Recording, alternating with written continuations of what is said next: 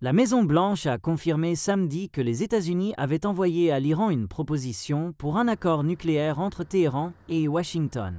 Le ministre iranien des Affaires étrangères, Abbas Araghchi, a déclaré que son homologue omanais lui avait présenté les éléments d'un accord américain lors d'une courte visite dans la capitale iranienne.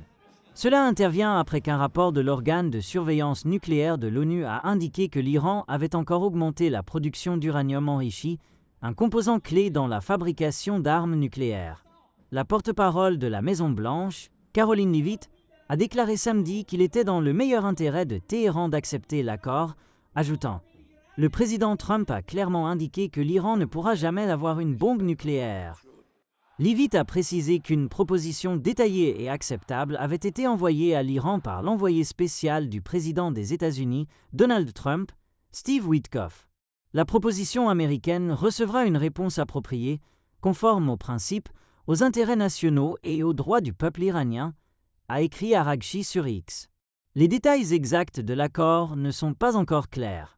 La proposition intervient après un rapport de l'Agence internationale de l'énergie atomique qui a révélé que l'Iran possède désormais plus de 400 kg d'uranium enrichi à une pureté de 60%, proche de la pureté de 90% requise pour l'uranium de qualité militaire.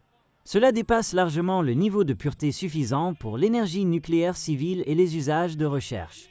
C'est suffisant pour environ 10 armes nucléaires si l'uranium est encore raffiné, faisant de l'Iran le seul État non doté d'armes nucléaires à produire de l'uranium à ce niveau.